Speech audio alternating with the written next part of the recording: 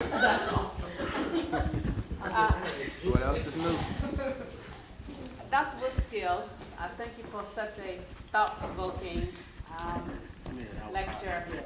I'm thinking about the experiences of Black people, in particularly,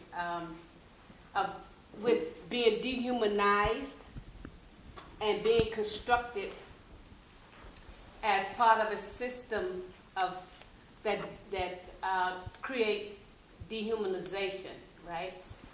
And so I want you to kind of talk through how you see visual culture intervening into the conversation around Black life in such a way that it reframes the dialogue about what we see visually in our country. Right. So what I try to do in my classes is, one, show the way artists can create this sort of critical gaze, like Carrie Mae Weems's work. I mean, she makes you confront this issue in a kind of uncomfortable way. A lot of her work is actually very uncomfortable. So there's that sort of critical intervention, but I also want to look at popular culture imagery more generally, you know, more broadly, with a more critical eye. Okay, like Marsha's, what is Nicki Minaj doing?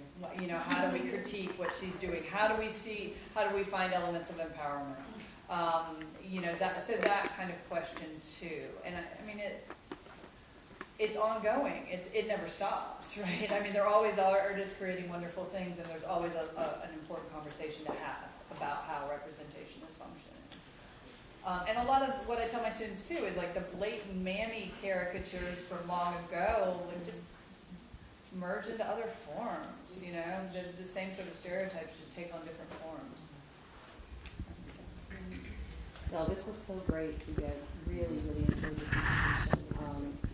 It just made me think, and just sort of piggybacking a little bit on what Valerie said, just sort of this constant, like what we call flipping the script, right? Taking these images from history, right? Mammy, the lynching photographs that became such popular souvenirs that traverse the country, right? Aunt Jemima, right? A lot of these stock characters, Jezebels, and how artists like not only Weems but like Renee Cox, right, have taken these images and are flipping the script in order to not necessarily sanitize or reclaim the images, but to provoke dialogue and discussion, so that to make people uncomfortable and to make them face the fact that, oh, Aunt Jemima is not just, right, you know, pancake mix. In order to force people to have these uncomfortable conversations.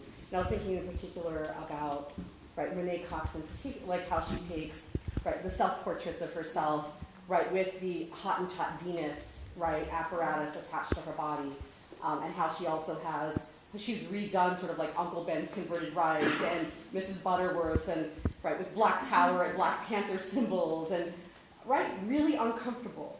And but I think that's sort of the point, is, and as that's what I appreciated about your, I didn't see the performance as a ratchet necessarily, but I saw it as really thought-provoking, because it is, like, it's like my students don't want to see these images. And I'm like, well, guess what? You know, we have to, the only way to be able to like move through, you know, you can't go around these things, you have to go through them.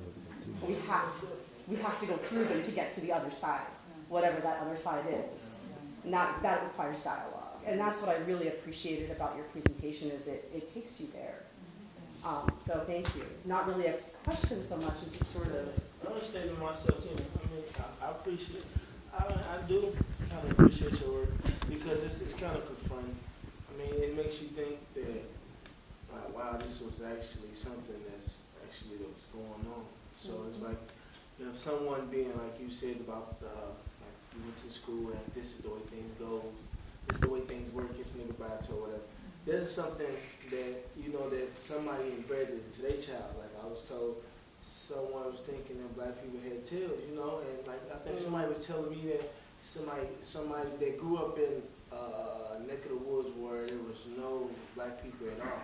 you know, so when she went in, like, wow, you gotta tell, you know, have somebody have be brainwashed like that, you know, all the things that used to happen. I mean, it's like, I feel it's like, it's like, it's cycling again. So that's why, like, I kind of appreciate our work, because a lot of our work is not where people that need to be confronted by it is being able to see it, you know, so it's like, putting it out there, and this is a great experience for me, because I mean, it makes me, even looking at it, make me feel uncomfortable, you know what I mean? I'm not really anything like that. Even coming from someone like yourself, to see, just showing this to me, I'm like, wow, I mean, I should have been taught this as a child, 24, from somebody, you know what I'm saying, from around my area where I'm from, but that's not likely because it's been basically hidden, you know, so having these people really come to the forefront and really have young people embrace the artwork so they can get a true, like you said, true dialogue on what's really going on and what's really happening.